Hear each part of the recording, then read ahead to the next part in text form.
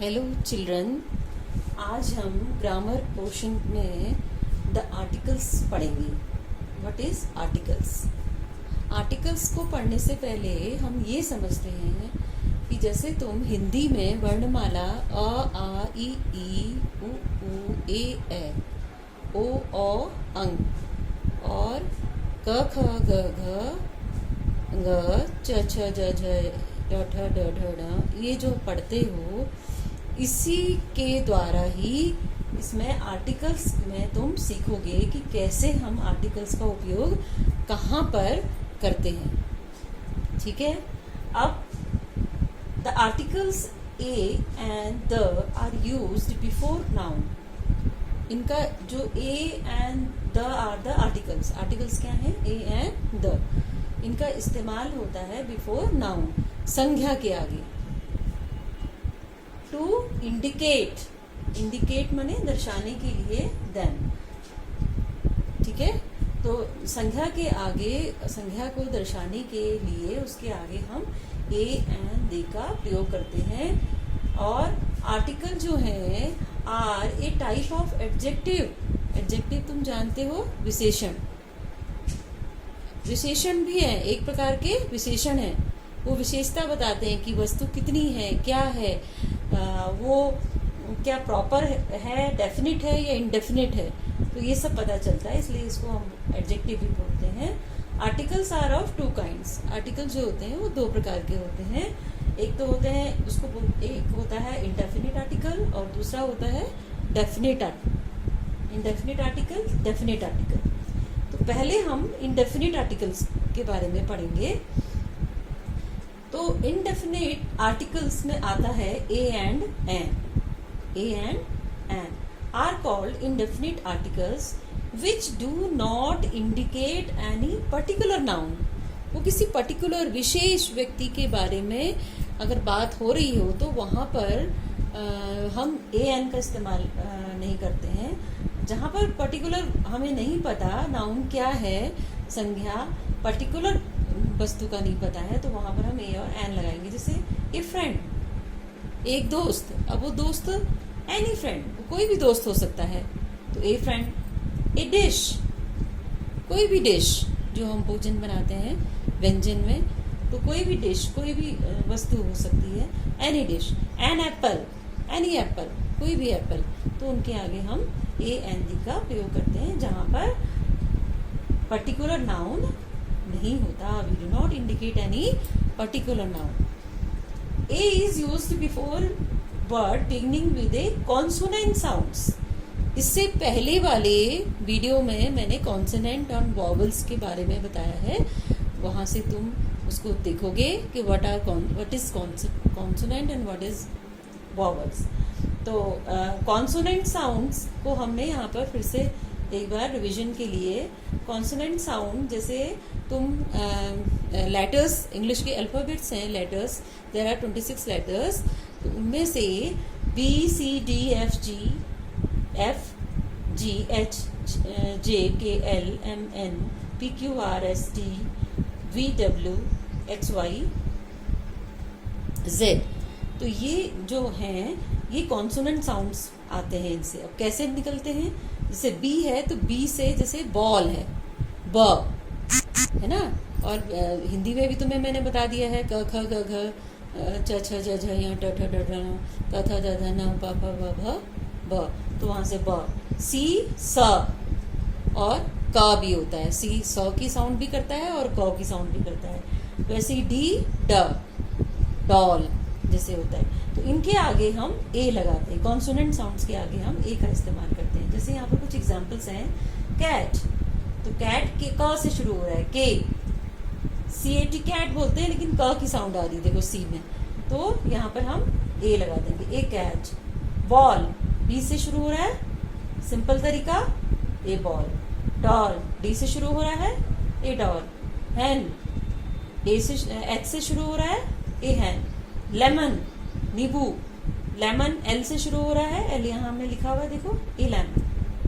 अब यहाँ देखो एक चीज और भी इम्पोर्टेंट है, जैसे है यूनिवर्सिटी। यूनिवर्सिटी यू है, इसमें यू नहीं आ रहा है, यू कॉन्सोनेंट नहीं है, यहाँ पर हम कॉन्सोनेंट में यू नहीं लिखा है, बट यू की साउंड य से शुरू हो रही है, य वाई से, और वाई जो हमने यहाँ मेंशन किया हुआ ये कॉन्सोनेंट में आता है, तो इसके आगे भी हम ए लगाएंगे, चाहे वो यू से शुरू हो रहा हो, लेकिन जो उसकी ध्वनि है वो यू से शुरू हो रही है, तो उसके आगे ए लगेगा। जैसे वन आइड मैन, व से शुरू हो रहा है, जबकि ओ है, शुरुआत में ओ है, लेकिन ओ जो होता है वो कॉन्सोनेंट में नहीं आता है, लेकिन इसकी साउंड जो है वो व से शुरू हो रही है। तो व हमने पढ़ा अभी हिंदी में भी, क ख ग घ जो है ये सब व्यंजन जो होते हैं वो भी कॉन्सोनेंट्स में आते हैं, इसको हिंदी में व्यंजन भी बोलते हैं, तुम्हें बताया गया है पहले वाले वीडियो में। तो ए वन आइड मैन, यूरोपियन बोलेंगे तो यूरोपियन य से शुरू हो रहा है, तो उसके आगे भी हम ए का साउंड करेंगे, जबकि ई से शुरू हो रहा है। हमने ये कहा था कि वॉवल्स होते हैं ए ई आई ओ यू, अभी हम आगे भी देखेंगे, लेकिन यूरोपियन य साउंड कर रहा है तो ए लगाएंगे। ओके, एक तो ये हो गया फर्स्ट थिंग। सेकंड थिंग, अब an is used before word beginning with vowel sounds. Vowel sounds क्या होते हैं? ए ई आई ओ यू से जो साउंड्स निकलती हैं, देखो ए ई आई ओ यू से क्या क्या साउंड्स निकलती है पहले वाले वीडियो में देखिए, अ आ ई उ ए ओ औ अंग, ये साउंड जो निकलती हैं, तो जो भी शब्द इन ध्वनियों से आएंगे उनके आगे हम एन का इस्तेमाल करेंगे। जैसे एप्पल, ए है यहाँ पर, एप्पल, ए है, अ आ ई उ ए एप्पल, तो एप्पल के आगे एन लगा दिया। एग हो गया, ए तो एन, ठीक है। और ये हमने ये भी देख लिया यहाँ पर कि ए ई आई ओ यू से जो शुरू होंगे उनके आगे एक सिंपल तरीका ये भी है, लेकिन इसके आगे और रूल्स भी तुम्हें पता होने चाहिए कि कहाँ पर लगना है, ठीक है।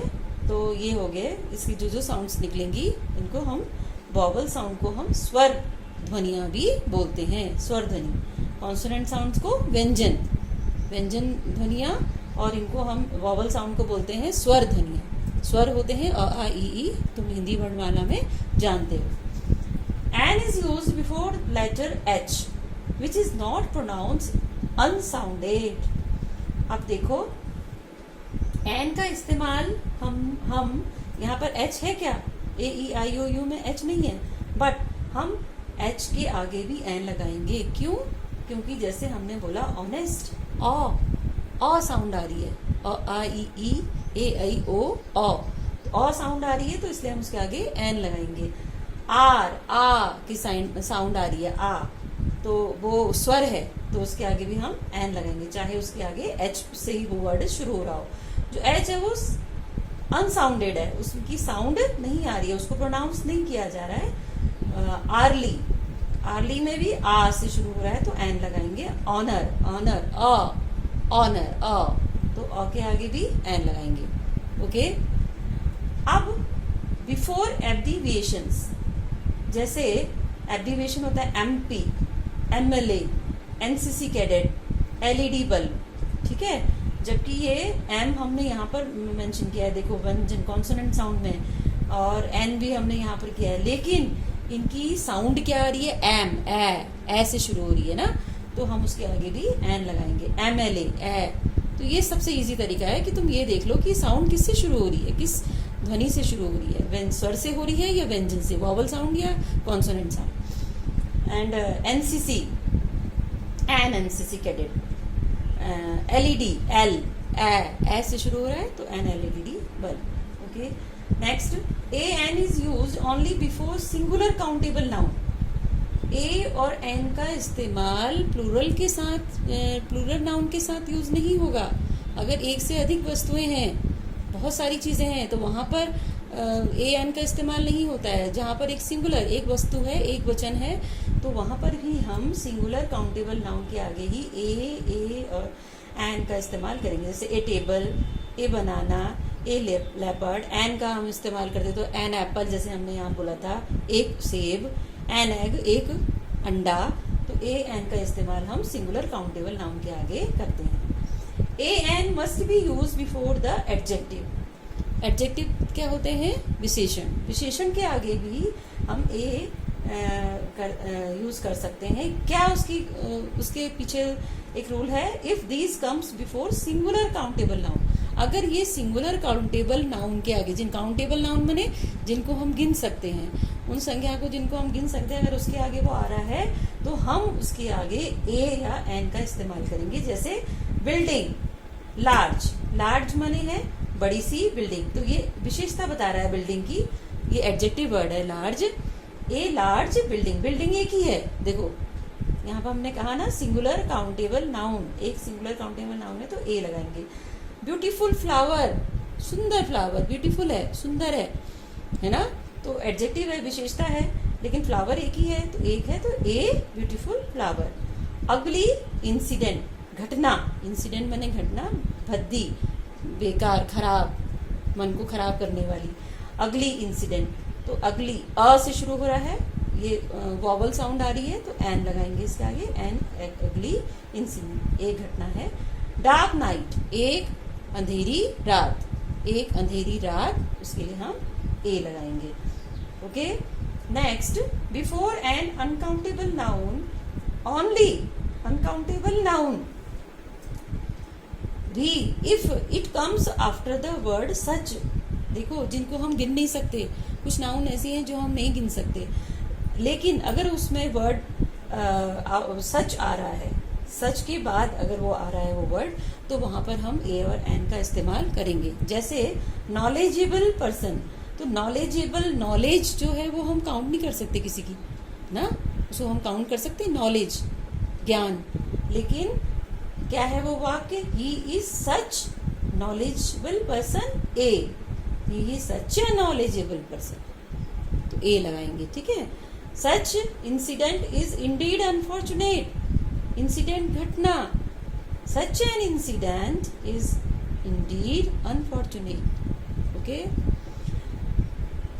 If a placed before the word few it changes the meaning. देखो ए अगर हम फ्यू के आगे लगा देते हैं तो फ्यू से जो सेंटेंस बना हुआ है और ए फ्यू से सेंटेंस बना है, दोनों का अर्थ बदल जाता है। जैसे few students enrolled for the French classes, कुछ बच्चों ने फ्रेंच क्लास के लिए नामांकन किया, तो यहाँ पर फ्यू स्टूडेंट है, कुछ लोगों बच्चों ने। अब नेक्स्ट वाक्य है, a few students scored more than 80% marks. A few student माने कुछ ही बच्चों का, जिनकी आशा नहीं थी कि इतने बच्चे भी स्कोर करेंगे, लेकिन कुछ बच्चों ने 80% मार्क्स स्कोर किए, तो यहाँ पर भी जब मीनिंग उसका बदल जाता है, a few student scored more than 80 marks. यहाँ पर क्या है, कुछ बच्चों ने किया, ठीक है, कुछ बच्चों ने नामांकन किया, लेकिन यहाँ पर क्या है, यहाँ पर ये है कि यहाँ पर ये होता था, ये है कि यहाँ पर कुछ आशा थी कि कुछ और बच्चे भी करते इनरोलमेंट, बट यहाँ पर आशा नहीं है कि 80% कोई भी लाएगा, लेकिन लाए हैं, तो हम उसको बोलेंगे if you student scored more than 80% marks. तो यहाँ पर भी है। अब लिटिल के आगे भी लगता है, लिटिल, ए लिटिल। ओके, तो इस तरीके से अभी हमने इतना सीखा है इनडेफिनिट आर्टिकल्स। अगले वाले वीडियो में हम क्या सीखेंगे, डेफिनेट आर्टिकल्स। अब डेफिनेट आर्टिकल क्या होता है हम नेक्स्ट वीडियो में देखेंगे।